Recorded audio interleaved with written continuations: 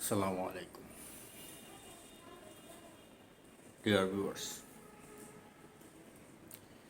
ইউটিউবে খবর পড়া কিংবা কোনো বিষয় নিয়ে অ্যানালাইসিস করা, প্রতিক্রিয়া ব্যক্ত করা, এটা আমার চিন্তা ভাবনার মধ্যে কখনোই ছিল না।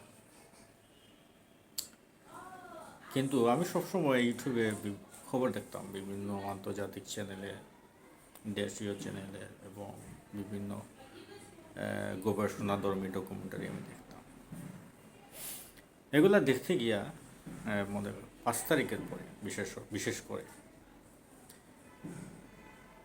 আমাদের বাংলাদেশের অভ্যন্তরীণ বিষয়ে, রাজনৈতিক বিষয়ে ভারতীয় কিছু ইউটিউবার এবং কিছু news portal, eventually TV channel as like Republic Bangla, তো এই সমস্ত কিছু সাংবাদিকের, কিছু ইউটিউবারদের এত এত ন্যারো মাইন্ডেড কথাবার্তা, এত আন্ডার এস্টিমেট কথাবার্তা বাংলাদেশ সম্পর্কে, এটা প্রায় হজম করা, ডাইজেস্ট করা অসম্ভব হয়ে পড়েছে। সেখানে নেই আজকে এই একটা ভিডিও ইউটিউবে আপলোড করব, প্রতিক্রিয়া ব্যক্ত করে সিদ্ধান্ত নিলাম। তো আজকেই একটা চ্যানেল দেখলাম, কয়েকটি চ্যানেল আমি ফলো করি ইন্ডিয়ান ইউটিউবারদের।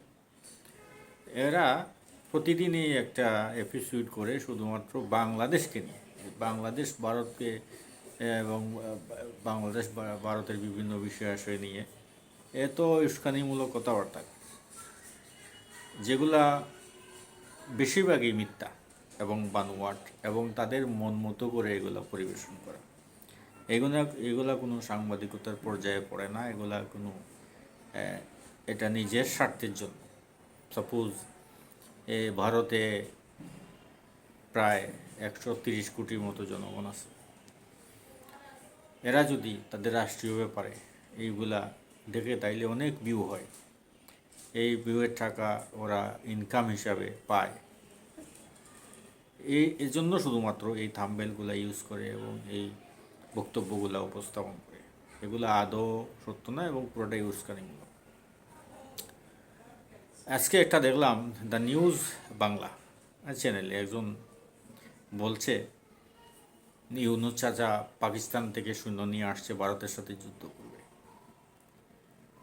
তো আদৌ এরকম কোনো প্রেক্ষাপট আমাদের জানা নাই। আমরা বাংলাদেশের মানুষ, আমরা যুদ্ধ চাই না, কারোর সাথে শান্তি চাই না। আমরা যতটুকু জানছি যে আপনাদেরই ক্যালকাটা ডায়লগ নামে একটা ইউটিউবার, মুরব্বী মানুষ, উনি প্রতিদিন এইভাবে এই একটা কিছু করবে। আরেকজন আছেন কলকাতার একজন মানুষ, নাম ভুলে গেছি, শুধু বং টিভিটা একজন ইউটিউবার আছেন, উনি ভালো। তো ওনারা প্রতিদিন এই যে বাংলাদেশ দখল করে ফেলবে, এক সপ্তাহে ট্রাম্পের সাথে কথা হয়েছে, মোদি হয়েছে, জয়শঙ্কর এই করেছে, মানে প্রতিদিনই এরকম। আপনারা যে আপনাদের পয়সা ইনকামের জন্য আরেকটা জাতিগোষ্ঠীকে, আরেকটা রাষ্ট্রকে আন্ডার এস্টিমেট করতেছেন আর মিস ইনফরমেশন ছড়াচ্ছেন, এটা কি আপনাদের মূর্খতা না? আপনারাই বলেন। আপনি এপিসোড করবেন, আর কোনো বিষয় আসে নাই, এটা নিয়েও করেন, কিন্তু যেটা খবর আছে এটা আপনার তো নিজের কোনো সাংবাদিক টিম নাই, আপনার কোনো সংবাদ সংস্থা না, আপনি একজন ইউটিউবার। আপনি বিভিন্ন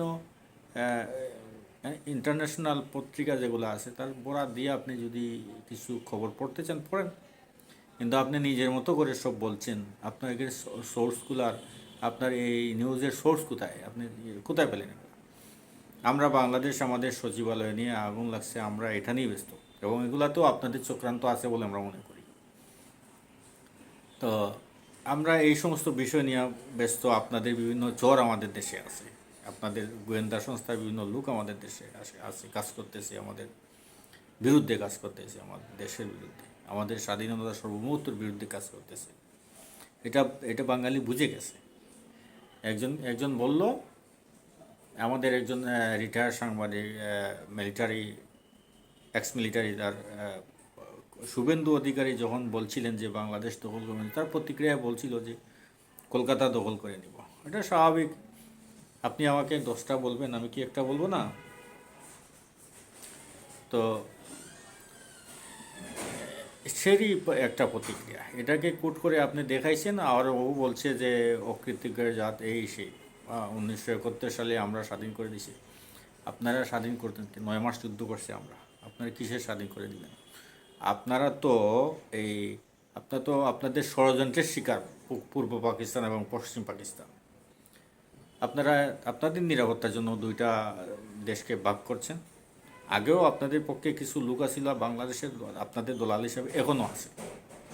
তো এখন আর থাকলেও সেভাবে আর ক্ষমতায় নাই এবং আসতেও পারবে না। আর আপনাদের এটাই জ্বালা। 53-54 বছর বন্ধুত্বের নাম ধরে এই বাঙালিকে ধোঁকা দিয়ে আপনারা কি কি সুবিধা নিছেন আর নিতে চাইছিলেন, আমাদের কি কি দিচ্ছেন, আমাদের বাঙালির সব অঙ্ক জানা। আর বিনিময়ে এখন ছোটো দেশ হিসাবে আপনারা যেভাবে কথা বলছেন অধ্যত্বপূর্ণ, আপনাদের মিসাইল আছে, আপনাদের রাফেল আছে, আপনাদের দেশ বড়, আপনারা দখল করে নেবেন, এগুলো অত্যন্ত সীমিত জ্ঞান থাকার কারণেই আপনারা বলেন।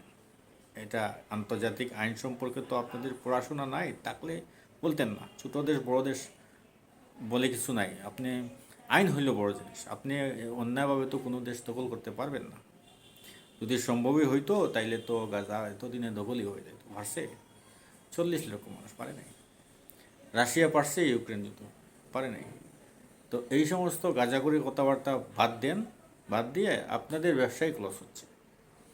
আপনাদের বিভিন্ন মানে রাষ্ট্রীয় চুক্তি আছে আমাদের সাথে। আপনারা যদি এই সমস্ত আপনারা ইউটিউবার এবং আপনাদের নিউজ এগুলা যদি কম করতেন তাইলে এই সমস্যাগুলো হতো না। এখন কিন্তু সমস্যা বাধায় ফেলাইছেন। এখন কিন্তু এটা সহজে আর মিটবে না। এখনও সময় আছে, এগুলো বন্ধ করেন। বন্ধ করলে আপনাদের বাণিজ্যিক লাভ হবে। আর আমরা তো মনে করেন যে আপনাদের পার্শ্ববর্তী দেশ, আমরা তো পাশাপাশি থাকলে যত সুসম্পর্ক রাখা যায় ভালো। দুঃসম্পর্ক হইলে আপনাদের জন্য ক্ষতি। আমার না একটু বেশি হইল, আপনার তো কম হবে। তো একদম ভালো থাকতে পারবেন না। কাজে এগুলা এগুলা এই সমস্ত ফাইজলামি নিউজ পড়া বন্ধ করেন। আপনার যদি ইউটিউব করে আয় করার উদ্দেশ্য থাকে, আপনি অন্য কোনো বিষয় নেন। আর ভাই, আপনি আমার রাষ্ট্রের অভ্যন্তরীণ বিষয়ে আপনি প্রতিদিন কেন আপনি নিউজ করতে হবে? কেন করতে হবে আপনাকে?